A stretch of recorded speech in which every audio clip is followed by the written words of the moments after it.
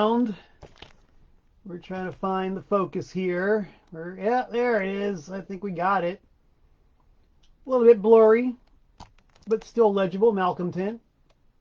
P.O. Box 3626, Newtown, Connecticut 06470.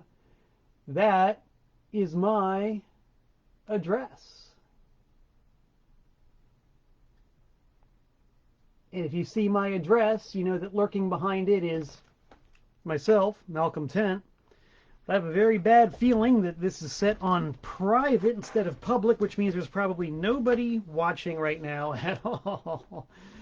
Because after doing Tent Talks tunes for almost a solid year, I still have not mastered the art of setting this thing to public instead of private. The default setting on this thing is always private, so that nobody can see it except myself, which means I think I'm on live and nobody's watching. So unless somebody chimes in like right about now to let me know that you're actually watching live and that I am going out live, I'm going to abort this and retry, because I'm sure this is set on private. I'm really hating this. All right. Oh no, people can see it. Wow. I'm glad I'm such a pessimist. I got you people to stir into action and say that you're there. Well, hello, Logano. And hello, Joe. Two great record guys, Joe and Logan, tuned in right now to Tent Talks Tunes. Yeah, the thing is, in order to get the best possible video feed, I have to use a browser that I normally don't use. And the browser that I normally don't use always sets this thing to private. And there's been more than one occasion where I've gone on live broadcasting to nobody but myself. And yes, of course, it's all about ego and self-gratification and all that, but it's much better to have an audience. Better for the ego, more self-gratifying. Hello, Larry Mann, my main man. Glad to see you're here. So welcome aboard, everybody. That means you did indeed see the mailing address, P.O. Box 3626, Newtown, Connecticut 06470. And let's talk about some of the things I've gotten in the mail this week, because I love getting stuff in the mail. My main dog, Jason, down in Texas, who knows me very well, sent a little care package. First thing I saw when I opened up the box, Vintage Kiss trading card, baby, 1977. Probably still smells like the bubble gum. No, not really. It just smells old, kind of like myself. The best thing about getting these trading cards, these very slippery trading cards, was not just the card, but the smell of the bubble gum that permeated these things, and the pink powder that would rub off of the cardboard stick of pink bubble gum all over the card itself. I was never much of a card guy. I was a wacky package guy. I collected wacky packages like a fiend from the 5th series till about the 12th series, I think. I had them confiscated by my teachers. I was really, really into it. They said, don't look at your wacky packages during class. I, of course, said, no, ma'am, I won't, and would always be looking at my wacky packages, and they'd get confiscated. Sometimes I got them back. Usually I didn't. Couldn't help it, but I still got a massive collection of wacky packages, baby. My younger brother was into the Kiss cards. And now that I'm 56 going on 57, I'm into the Kiss cards. None of this football, baseball, hockey stuff, all this fake sports. The only real sport ever, as we all know, is professional wrestling. And they didn't have professional wrestling cards. So I didn't collect those. I didn't collect sports cards. It had to be wacky packages. And if my younger brother had them, Kiss cards. And if my middle brother had his druthers, there would have been Fleetwood Mac trading cards, which I would have been into as well. But, you know, you take what you can get. You got to get what you got. You got to got what you get. You know what I'm saying? So thank you, Jason, for the card. And thank you for the very interesting looking demo tape, The Devil's Empyrean. I have no idea what this is. Splatterpunks. It's a cassette. It's punk rock. It looks pretty old. And I just love cassettes and I love demos. I'm very much into this. There's literally, I don't know how many years worth of great music that's only been recorded and released ever on demo tapes. I mean, thousands and thousands and thousands. stuff that's never been pressed on vinyl and probably never will be pressed on vinyl. And I dig it. You know, it's like any other musical format or any genre. There's a lot of crappy ones, but when you hit a good one, what a feeling, what a sensation, what a thrill, what a chill. So I'll be popping this in later, and I hope it's a thrilling, chilling demo, not a piece of junk. Jason, just saying. And of course, a random bag of vintage coins. Yay! I'll have fun going through these later. We'll see if the generation gap is too much in action here. I saw a quarter in there dated 1967. And for a fellow of Jason's vintage, 1967 was a very, very, very long time ago. For an old goat like myself, 1967, you know, it's practically in memory. It's very funny, but I love it. Makes the world go round. Viva la différence! A big toast to the différence. Yes, as mandated by the listening public and the viewing public, the plastic gallon jug of water is in full play today on Tent Talks Tunes. Woo!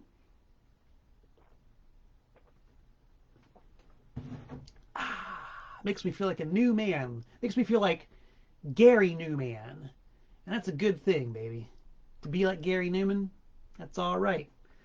Got a big old box from my friend Ian Mark Perry in Cambridge, England. Yes, Cambridge, England. This guy went through all the trouble to send me a whole box of stuff. His label is Real Records. There's the logo for it. Real. He's the guy who released this fabulous Introduction to Malcolm Tent UK only CD. He's also the guy who did the incredible award-winning graphic design on it. It's kind of like a sort of like a flicker button. I'm waving at you. See? Hi everybody. This only came out in England, man, and he released it. And he's also got a lot of really cool stuff, and he sent me a whole box of things.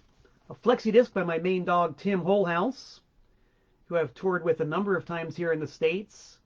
And Tim is the guy who always books my tours in England and in Northern Europe.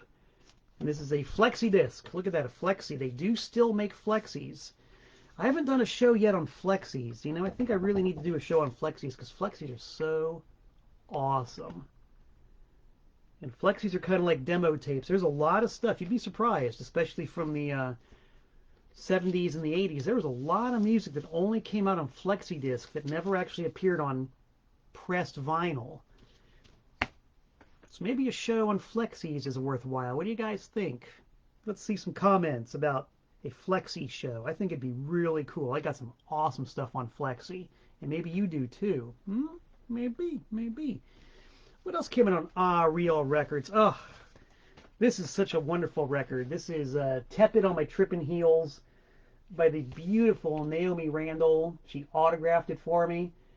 As you guys might have guessed by now, I'm a fanboy. I just love to collect. I love autographs.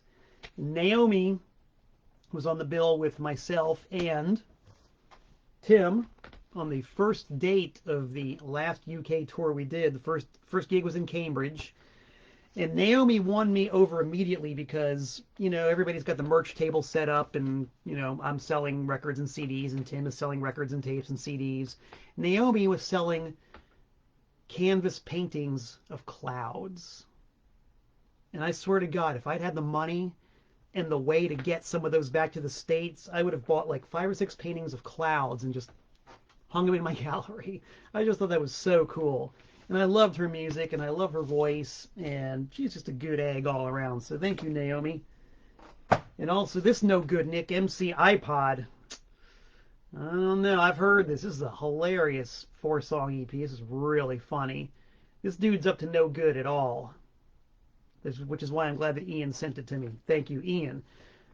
Unlike a lot of the things I talk about in the show, this stuff is for sale. And if you guys are interested in any of it, hit me up directly. I don't have it yet on my Discogs or my eBay, but I will at some point. But this is good stuff, so let me know. Ian, I'm putting together a box for you. For reciprocation, I'm sending you a whole bunch of TPOS stuff. It's taken a while, but it's going to happen. A toast to cultural cross-pollination across the great Atlantic Ocean between us and them. Cheers. All right, let's take a really quick scan over here to see who's in. Oh man, Trusty Nathan, Trusty Larry, Chad, Pear from Sweden, Eric, hello. Logano is still there. All right, yeah, looks like people are into flexies, and as Larry Mann pointed out, cereal box records. I used to have all the cereal box records, Jackson 5, Bobby Sherman, the Osmonds. I think the DeFranco family had a cereal box record. My father would not let me play cereal box records on the good hi-fi that he had in the living room. Can't blame him, because they were always shaped like a potato chip, and the grooves were so shallow that the needle wouldn't stick in them. But it was Bobby Sherman. I wanted to hear the new Bobby Sherman cereal box record. Come on, Dad. He eventually did relent, but this thing sounded terrible. Oh my God. Whew, whew, whew. Okay, I'm calmed down. I'm relaxed. Deep breaths. Let's talk about some very strange records. We're going to start with one of my favorite very strange artists who has made some very strange records, but are also just delightful, just wonderful, enchanted, you could even say, charmed, charming. Let's talk right now about this guy right here, the Reverend Howard Finster. Yay, the Rev. I'll bet a few of you people out there know who Reverend Howard Finster is. Howard Finster, the man of visions from worlds beyond the light of the sun. That's him on the front. That's a self-portrait of Howard Finster, along with some of the worlds that he has not only seen, but has been to. Yes, that's right. Howard Finster has been to the worlds from beyond the light of the sun. In case you didn't get it on the front, says it on the back. Howard Finster, man of visions. Howard Finster's story is really amazing. He, for many, many years, was a regular Baptist preacher in northern Georgia and in Alabama. From, I believe, the 30s onward. At some point in the 70s, Howard Finster was painting a bicycle, because Howard Finster was a man of many talents. He was a mechanic and he was an inventor, but he wasn't an artist per se. You know, he had already started building these really wild sculptures that he would put in the acreage behind his home. And he was building sidewalks and things out of cement. And so he kind of had this start on an art thing, but he never actually drawn or painted until one day, one fateful day, in his back acreage somewhere, he was painting a bicycle, and he got a dab of paint on the end of his finger. And he looked at the dab of paint, and a face appeared in the paint. And the face spoke to him, and the face said, "Howard Finster, you are to paint 5,000 works of art for God." And Howard Finster looked at that face, and he said, "I don't know how to paint." And the face spoke to him again and said, "Paint 5,000 works of art for God." All right, Howard Finster, being a good Southern Baptist boy, was not going to disobey the very living Word of God. So he immediately reached into his pocket, grabbed a $1 bill, and painted a portrait of George Washington. I believe it was on a piece of plywood. I'm not sure, but he painted George Washington, and that was number one. And he kept on going and kept on going. This album here, because he numbered and dated every single one of his works of art. And he had a very unique numbering system, if you can see that. It's number 2061 Paintings by Howard Finster, 1981, with his album cover. He kept on going till he reached 5,000. And by the time he reached 5,000, the word had gotten out, and people wanted his artwork, and galleries wanted his stuff. Because, you know, if you're going to define it, you'd say modern American primitive folk art. He was just painting for God. You know, he was doing it strictly because he was ordered to. But it's fantastic. It's wonderful stuff. Absolutely beautiful. you know. And so word got out and people wanted his stuff and he just kept on painting and just kept on painting. He reached number 5,000, I believe, sometime in 1985, maybe 1986. When I moved from Florida to Connecticut, I really wanted to take the scenic route, you know, driving, of course, and hit places to see and, you know, do things that there were to do. And Howard Finster's Paradise Garden in Somerville, Georgia was high up on the list. So we got there in October of 1986. And, you know, in those days, you know, obviously Howard was still here on the planet. You could just drive to his house. You know, the directions where you take something like you take US 27 up to Rome and you make a left on route whatever past Rome, and then you go up to Somerville and you go down Main Street, Somerville, you take a right where the TV repair shop is, go to the end of the road, and you'll see Howard's place. Trust me, you can't miss it.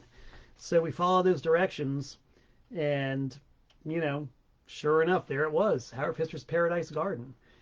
And it was just beautiful. Just beautiful. He was there. He was a host to us. He gave us banana popsicles and soft drinks and let us watch him paint. And he painted one for us. And the number on the one that we got was number 5,300, something like that.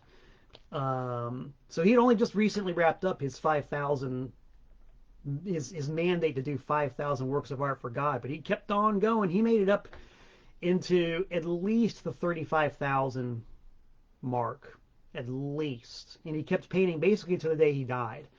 And his stuff is great. Folkways did an album of his featuring his art and a picture of him playing the banjo out by the trampoline behind his house. The music itself is just lots of really traditional, like Appalachian style gospel music, mostly on the banjo, lots of field hollers, a lot of gospel music, but always interspersed with the fact that he's been to planets outside of our solar system, that he has seen, you know, all these, you know, all these beings and these creatures. These are like regular inhabitants of Howard Finster's world, side by side with his hardcore fundamentalist Christian theology. Now, if you really hadn't heard of him before, you might recognize the style. You can see that's one of his, it's fairly typical of Howard. You know, the sort of biblical towers and mountains with the angels and the clouds with the spaceships, and this one might not have spaceships. This was for a regular gospel album he did, so now there's a couple of spaceships in there. And the voices and the faces. If you recognize the style, he did the cover art for the Talking Heads' Little Creatures album. If you don't know that one, look it up. You'll recognize it instantly. That's Howard Finster. So he did these albums for the Talking Heads. He did other albums for other artists. He did some REM album cover artwork. All very, you know, that unique idiosyncratic style. That's all Howard Finster. This is a Talking Heads 12-inch single that he did, which is great. It's one of his plywood paintings. And on the back, little details of the angels. I've actually released something by Howard on my label. You knew the plug was going to come in. It was inevitable. When the first time we visited Howard, he was selling cassettes. And he even says on the cassette himself, he says, go ahead, copy this, sell it, make money, do whatever you want with it. This is my gift to you. So I, of course, made cassettes. You can still get them from TPOS on Discogs and eBay. And it's just great. This is mostly him talking about his artwork and talking about his visions and going to the planets beyond the light of the sun, you know, to where our sun was just the size of the end of a match stem. I mean, just listening to him talk in his, you know, North Georgia brogue is worth the price of admission if alone. There's no music on this one, but it's very much in keeping with his entire artistic output. Just fantastic stuff. And I'm pretty sure that this Folkways album, this one right here, has been reissued. You can get it on CD now and maybe streaming audio or whatever. This one's really cool. It's lots of traditional, a lot of traditional songs, lots of traditional stuff, lots of traditional folk hall, field hollers, folk music. I think there's some sermonizing on there, barnyard sounds, kids songs, and it's all really authentic. Turn of the last century, Southern gospel and rural music. Authentic field recordings. Love this stuff. Love it. But the fact that it's this Orthodox Southern Baptist Pentecostal charismatic Christianity cheek by cheek with outer space people, that makes it very strange. And I love it. I love very strange music. Y'all might have guessed by now, I do not like normal music. Normal music. Maybe some normal music. But the music that your average Joe and Josephine would define as normal, i.e. if you're pulled up at a stoplight and you hear some bilge pumping out of the speakers, that's normal music. I don't like it. I like very strange music. Here's some more very strange music. Hope you're ready for this. I'm pretty sure I wasn't ready for this when I first discovered it. But this, oh boy. I was talking earlier about cross-pollination and people helping each other out with the labels and everything. This is a good example of that, because I never would have known about this next guy if I hadn't gone on a record-selling trip. I've got the label, obviously. I keep talking about the label. I got the label, and I don't have a distributor. I don't get my stuff out any other way except one. The one way I get my stuff out, besides mail order, if I'm going to do wholesaling, what I do is I pick a few days on the calendar over there that are free. I map out a route. Let's say we'll go to, let's say northwestern New York, down into Pennsylvania, and then back over to Connecticut. We'll do that in 3 or 4 days. And I will look up every single record store in every single town on a route. And I will load my car up with crates of records and boxes of cassettes. And I will go door to door to these record stores and walk into every one of them and say, "Hi, my name's Malcolm 10. I have a record label. Would you like to buy my stuff?" And I've met some goddamn cool people by doing that. I really have. It's the best way in the world, in my opinion, of getting my music out. It'd be probably a lot easier to have a distributor and just pack up a box of a couple hundred albums and send them to San Francisco and let them do the selling. But it's not nearly as much fun, man, getting to hop into the car and drive all over the country and see stuff on the ground and stop whenever I want and take pictures or, anything. The whole part and parcel of being out there, the whole experience is so much fun. And on one trip I took up to Massachusetts, I was in the Boston area, and people kept telling me, "You got to check out this one record store, Deep Thoughts, in Jamaica Plain." So I went up there, walked in, and I was like, yes. You know how it is when you walk into a really cool record store, you know immediately that you're going to like it? This place reminded me of my record store, Trash American Style, when I had my record store. I'm looking through the bins, and I'm just seeing all kinds of really weird stuff. Weird stuff. And I got to talking to the guy behind the counter, a dude named Nick, and it turns out that he's actually released some very strange music. And the first thing he pulled my coat to was this one right here, a record called Sound Ceremony by a guy named Ron Warren Ganderton. Never heard it, never seen it, but he said, "Try it. Trust me." Looked on the back and said, "Yep, I trust that dude. I think I could probably get into something like this." Got it home, played it. Wow. Wow.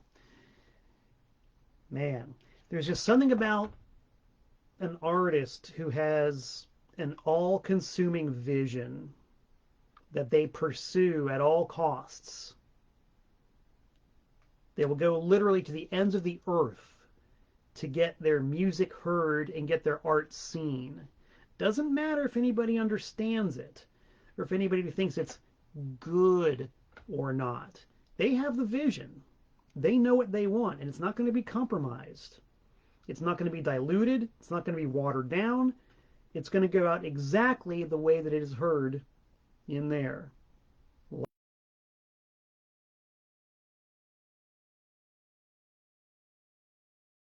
Warren help, I'm falling apart. Warren Ganderton is one of those artists. He's actually released 3 albums. These are 2 of them. I don't have the 3rd one yet. But, yeah, he tells it like it is, man. He is a guitar star. You can see he's the master of many styles and many poses. And these songs are electric. You know, Blues Miss Your Mind, Booze, Drugs, and Sound, The Devil, I'll Go to Hell for Your Love, My Lady, Electric Brain, Tobacco Man. These are hits, baby. These are hits. There is no other way to describe it. These are hits. What's really even more interesting about this, because the best things about Very Strange Records is that there's almost always some kind of backstory behind it.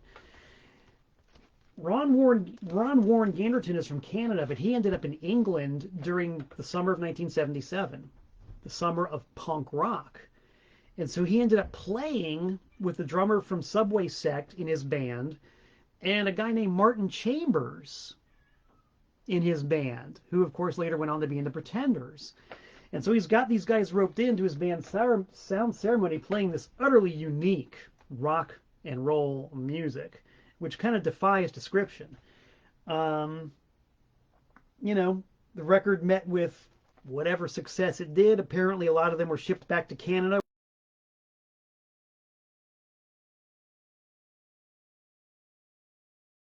Warren Ganderton himself and the band Sound Ceremony, it's been reissued. And it is very strange in all the right ways. I love this stuff. Ain't nothing normal about this. Normality is boring. So I can play these anytime. Warren Ganderton and Sound Ceremony. Wow. Big favorites of mine. Love this stuff. A toast of Danbury tap water to Warren Ganderton.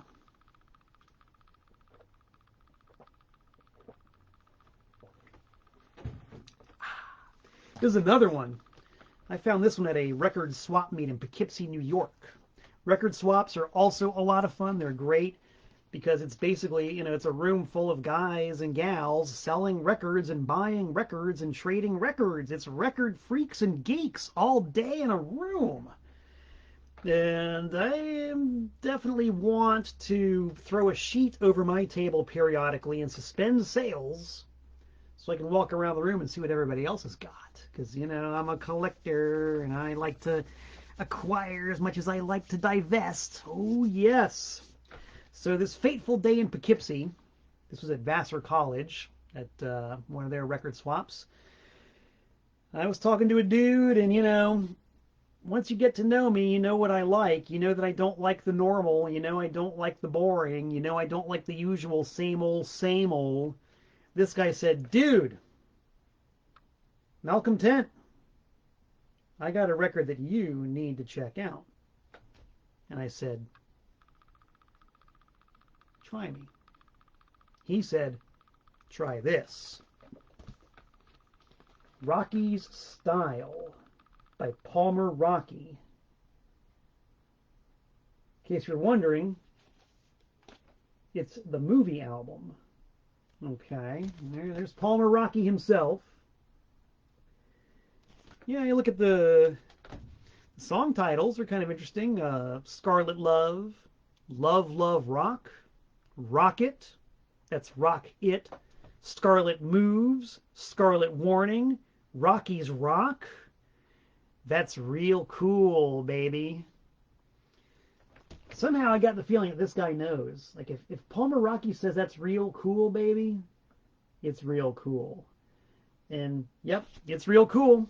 It's real cool, all right. This is an incredible single-minded musical achievement, written and recorded and produced, and I don't know about played, but definitely created by a guy who, it could be argued, didn't really know what he was doing, didn't have any real technical skills, didn't really know how to write a song. These are all just quibbles. That's splitting hair. The fact is, he did it. He did it. It didn't matter what his technical limitations were, or what his non-existent, songwriting skills or whatever. It doesn't matter. He did it. He made the album.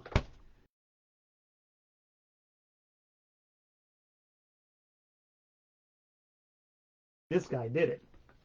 Not only that, it's the soundtrack to a movie, and it's all detailed in the extensive liner notes on the back.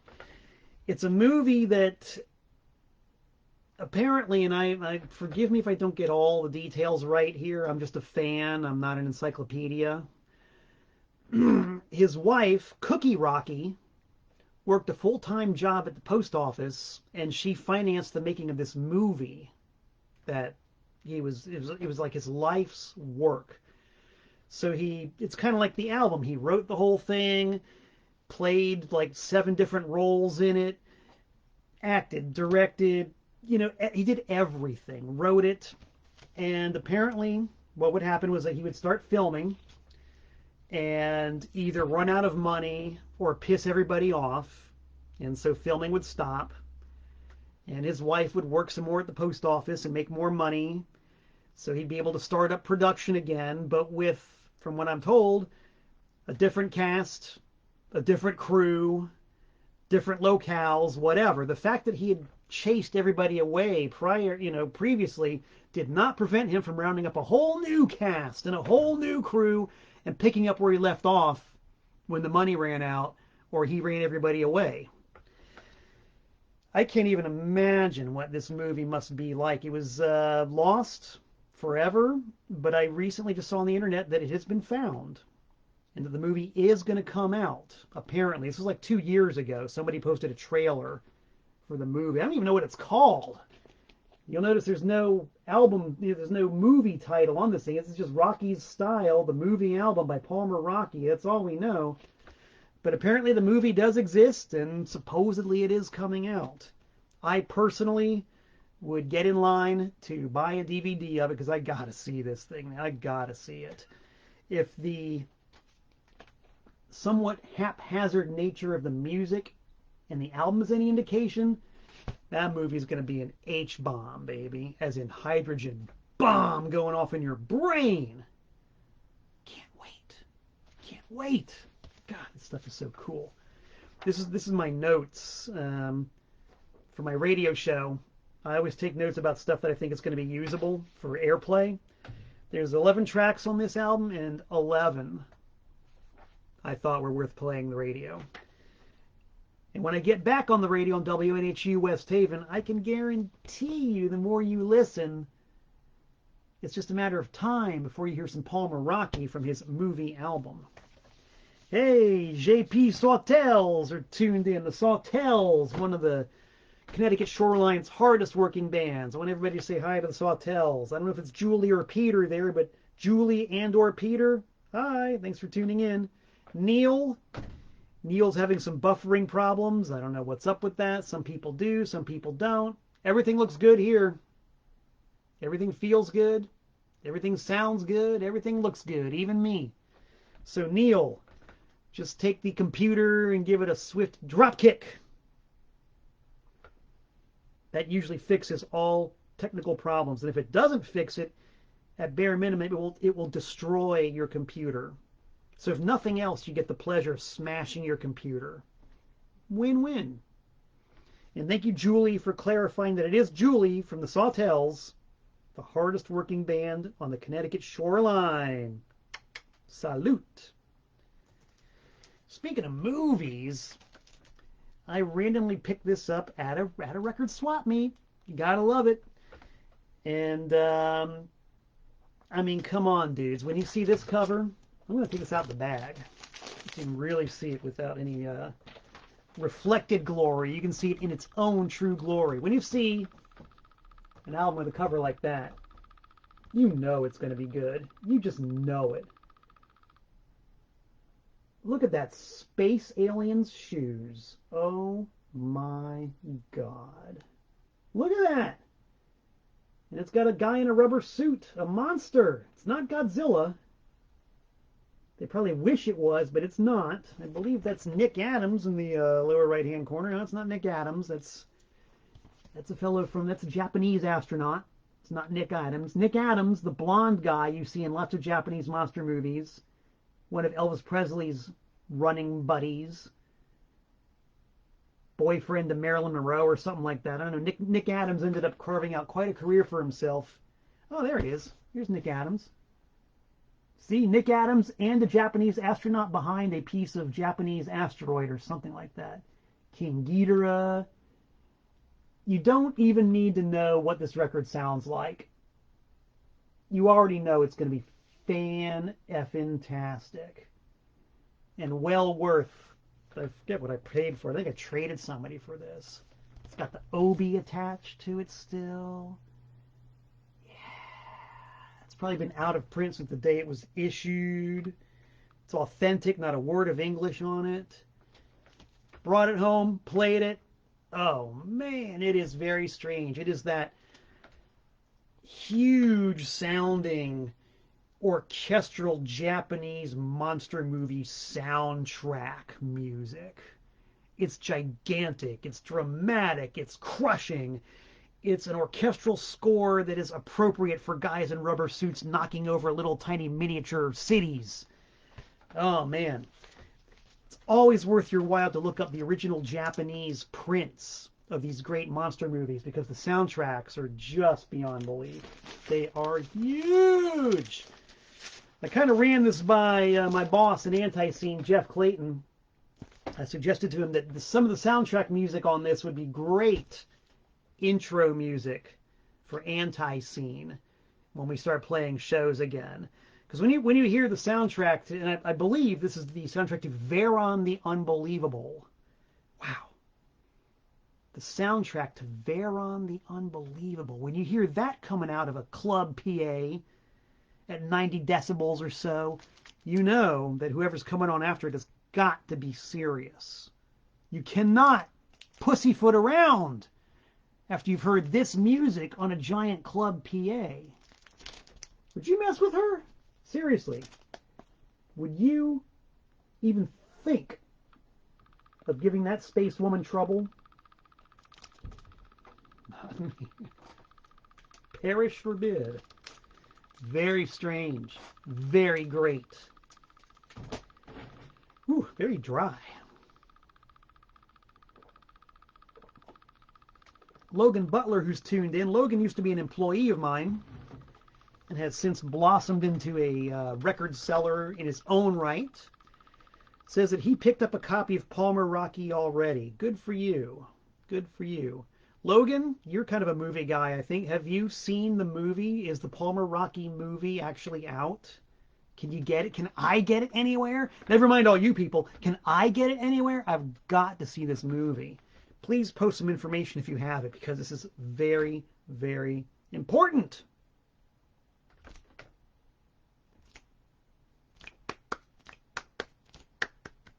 I just felt like doing that for no reason whatsoever. Now, the last bit of very strange music we have, I don't know if you can actually hear the heft of what I'm about to discuss. You can see there's a lot of records here. I'm not going to talk about every single one of them individually. But there's a lot of records here. A lot of records. And one piece of mysterious paper. Some kind of strange AV material is being waved about in the immediate vicinity of my cheap camera's lens. Because this is kind of a long, involved story. Hello, Ms. Gelman, tuning in from Tucson, Arizona. Mazel tov. This is a type of music that I knew about for a very long time, but I didn't know what it was. This goes way back to my childhood. I've always been, now if you've seen previous episodes of Tent Talks Tunes, you'll know that this obsession of mine goes back literally almost to my infancy. To when I was literally like 2 years old, and watching Beatles records spin on the family record player. The music thing, the record thing goes back quite a ways. As do other obsessions of mine, such as professional wrestling and comic books. So when I started buying wrestling magazines and comic books, both right around 1974-75, I would, of course, read them from cover to cover, including not just the stories about Billy Graham's bloody vendetta against Bruno Sammartino, not just Spider-Man versus Machismo, the nuclear man. No, I read the ads, I read everything. And there's a certain kind of ad that kept popping up in the wrestling magazines and the comic books.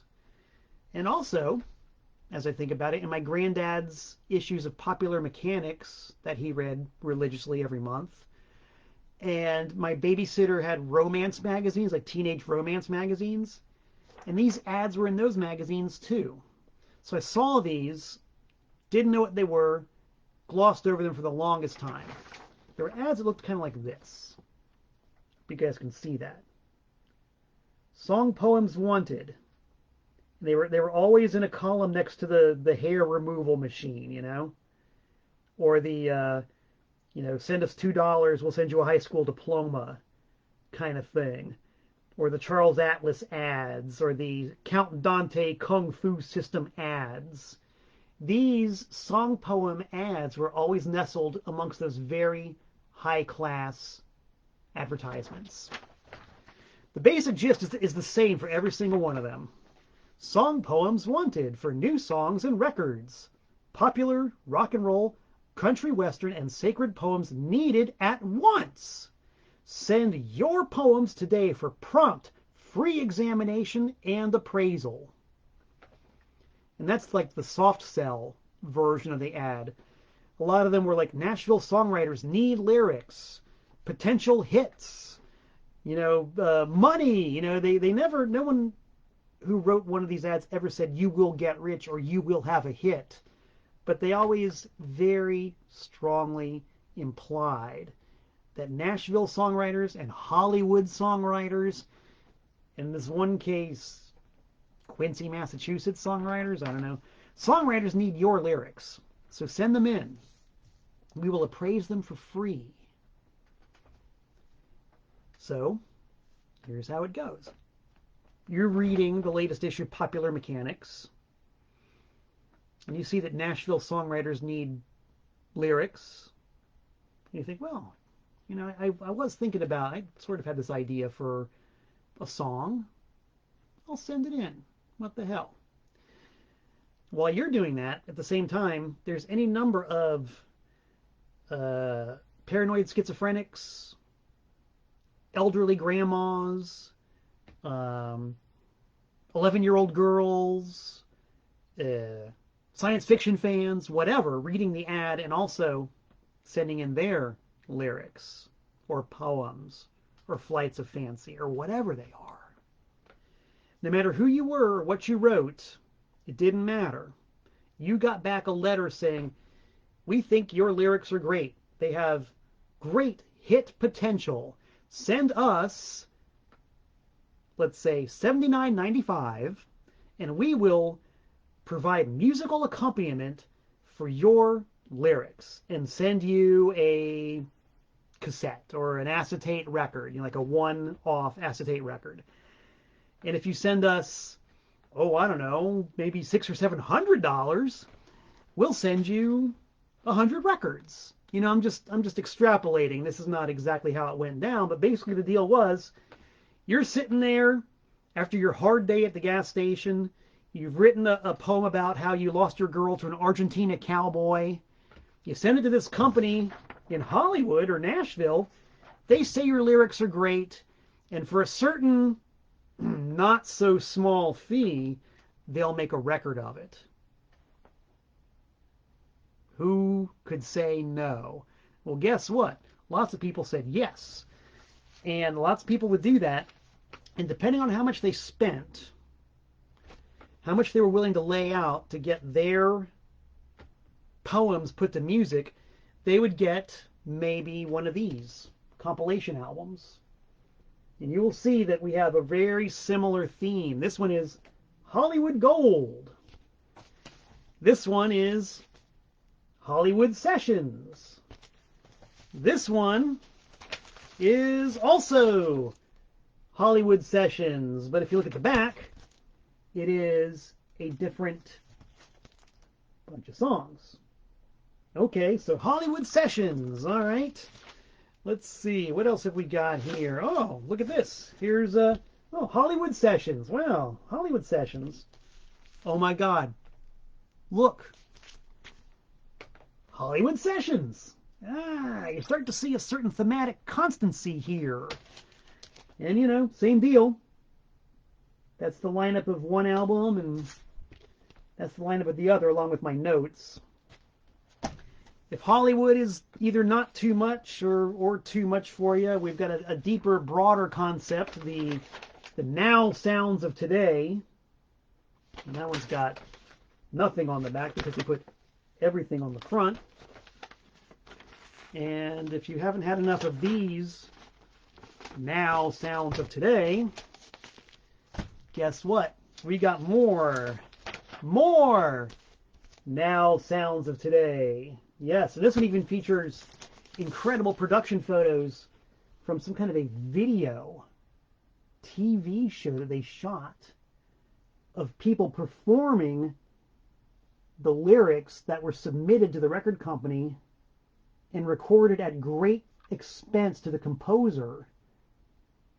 And then they put together some kind of a syndicated, allegedly, TV show. Man, I've said this before, I'll say it again, I would pay money to see a videotape of this performance, of the now sounds of today, of all these people singing the submissions of people like Sue Rom, John Folker, John Boy Perkins, Rick Kershaw, Fred Zweering, Kenneth D. Sims, Gerald Schwind, James Vincento Guido, Todd R. Abernathy. I don't know who these people are, but they all wrote lyrics and they all sent them to this company and they all had their songs recorded.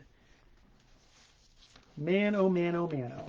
There are literally hundreds of these albums. Hundreds of them. And hundreds, if not thousands, of 45 singles of these albums. Of poems that people sent in because they saw the ad and then paid big money for what was essentially a bunch of hack studio musicians, I guess in Hollywood, to record music for their lyrics. Now the thing is, of these hundreds and hundreds and hundreds of records, a full 99% of them are pretty bad and not very interesting. You know, when I say pretty bad, I mean they're just not interesting. It's like, you know, Moon June Spoon, love songs, or lots of songs about Jesus Christ, or you know, whatever. Just absolutely pedestrian, run-of-the-mill lyrics with absolutely pedestrian, run-of-the-mill music.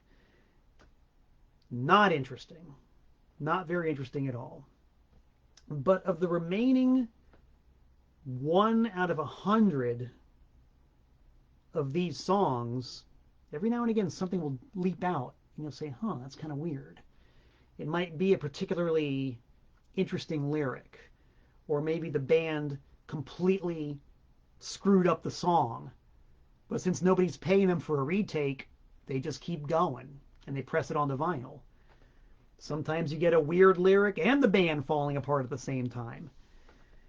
That's the thing, you never know. Usually, when I listen to records and I audition them for my radio show, I can tell you within 10 seconds if I'm going to like it or not. You know, it's easy.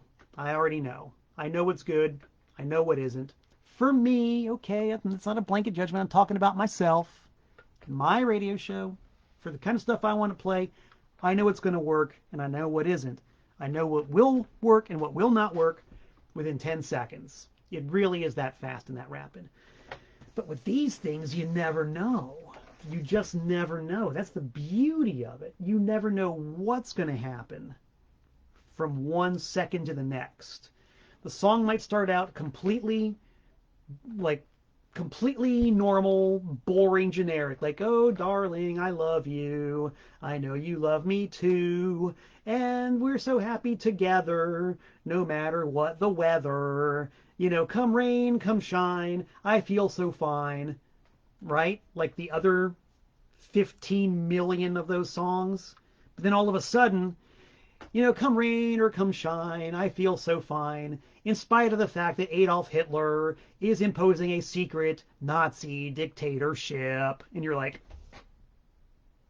whoa. That is what makes it worthwhile to slog through the hundreds and hundreds and hundreds and hundreds of generic love songs with indifferent musical backing. Every now and again, you get something that is like from outer space. And man, it's great. Sometimes you get something that is just like so achingly sincere and so completely genuine that you can't help but love it. You know, some guy or gal just had a bad day at work and their husband or wife just yelled at them, and they sit down and write a song that's just like so honest and so heartfelt, and they're just pouring out so much. And they send it to these guys, and they put it to a tinkly little backing track that they've already used on 10 other songs that day. And it's just so real. It's just so real and authentic. And sometimes you even find songs that are actually good. That doesn't happen very often, but sometimes you get something that's good. A lot of the song titles really kind of give you an indication. A Ballad from World War I, What Are Grandmothers For, Wild Surf. What else have we got here? This one doesn't have not too many evocative song titles, and you can't always go by the song titles. I mean, some of these songs have the most generic, bland song titles, but the most outrageous, insane lyrics you could possibly imagine. And vice versa. You just don't know. You've got to listen to them. There's just no other way. So that's what these things are. And the way I first heard of them originally was through this record right here. This is Immortal. This is John Truby doing A Blind Man's Penis. John Truby, you see this poster from my band They Hate Us? That's John Truby artwork. That's cool. John Truby, the mastermind behind A Blind Man's Penis, drew the poster from my band They Hate Us. That's cool! The story behind this record is priceless. John Truby, known nudnik and troublemaker, saw one of the ads and said, you know what? I'm going to send them the most insane, ridiculous, I'll go ahead and say it, fucked up drivel I can possibly come up with, and maybe I'll get a nice rejection letter to add to my collection of rejection letters. Much to his surprise, he got the letter saying, your lyrics are great. Send us $79.95 and we'll record them. And he was like, okay, I've got to hear what happens now. So he sent away the money. He got the music. And I'm not even going to tell you people anything more about it. Except if you can find this somewhere, look it up and listen to it. And remember the backstory. Perhaps the greatest record ever made in the history of mankind, womankind, animal kind, or outer space. So that was the first example of a song poem I ever heard, and it's a total hoax. Fell in love with it. A few years after that, when I was ordering records for my store, Trash American Style, I saw a release sheet for this, The Beat of the Traps, compiled by Tom Artolino of NRBQ. And the selling point was that it was an album of the song poems. My first thought, of course, when I saw there was an album of song poems was, okay, John Truby, some wiseacres went and hoaxed a bunch of song poem, song mill people and created some funny works of art. Okay, I'll check it out. Imagine my shock, amazement, and absolute delight when it turned out to be a compilation of real, legit song poems recorded by real, legit people with no irony, no smarminess, no sense of humor, just complete, utter genuineness. Man, oh man, oh man. There have since been, God, I think 5, maybe 6 volumes of what they call MSR Madness, because MSR was one of the preeminent labels that did song poems. I don't know if any of them are in print anymore, but these albums changed my life. This one in particular. The first time you hear this stuff, man, it'll just make your skull do a 180 several times because it's real. It's not a put on. That's the beauty of it. That's what I love about it so much. I mean, Jimmy Carter says yes. Baby, set your date on time. Richard Nixon. The Beat of the Traps. I mean, Santa Claus Goes Modern. You just can't make this stuff up. And it's because of that I started collecting the source records that they compiled these things from. All these really sublime and ridiculous song poem productions. And like I said before, the vast majority of it isn't very interesting, and I haven't heard a whole lot that's on the same level as what's been comped, but I've heard some pretty damn good wild stuff. And at some point I'm going to make my own comp of the song poems and release it on cassette, because a lot of this stuff's got to be heard. It's just so wild. There's actually a documentary about it too called Off the Charts, which talks a lot about the song poems and the people who make them, not just the people who record the music, but they actually track down some of the people who write the lyrics and send them in. It's a fascinating documentary. That's how I met my friend Gary Forney from Iowa, who recorded a whole bunch of these and is in the documentary. I know Gary doesn't like the documentary that much, but I think it's a great depiction of the reality of song poems and the people who make them. And it made a fan out of me for Gary Forney. So there you go. Mission accomplished. There's video on YouTube, if you look it up, of me actually playing a show with Gary Forney in Chicago, or actually say Lake Villa, Illinois. And it's a hell of an experience, man. It's a rockin' experience. So I'll see if I can find the link and post it later when I'm signed off. It's pretty damn cool.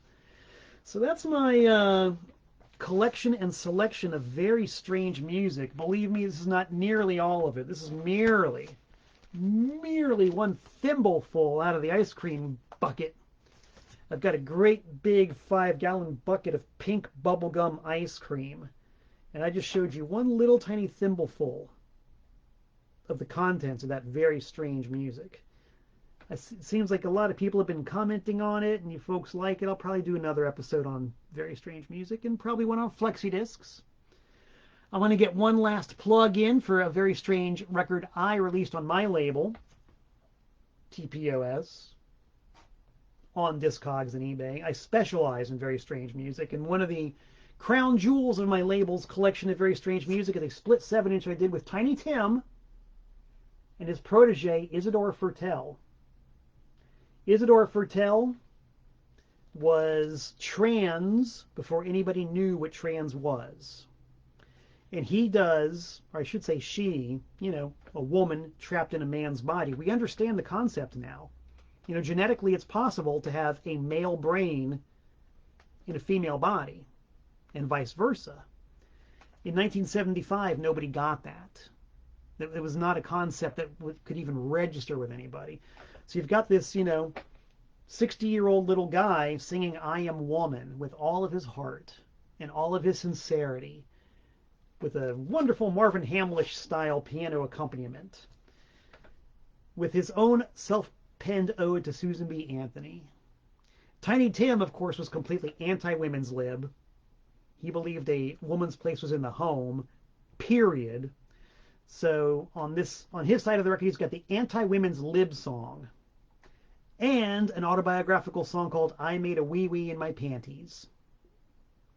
Very strange, very wonderful. And I got to release it on my label with the cooperation of Tiny Tim's estate. That makes me happy. So there's the plug. Look it up in the usual spots. Drop me a line. We can totally hook you up. You got the money, I got the records. And that wraps it up. Thanks as always to everybody for tuning in. It is my job and my joy to serve you these steaming platters of musical observations, prognostications, and speculations. It's one of my specialties. I do hope to be back in about 167 hours' time. So until we meet again, this is Malcolm Tent saying so long from the Nutmeg State.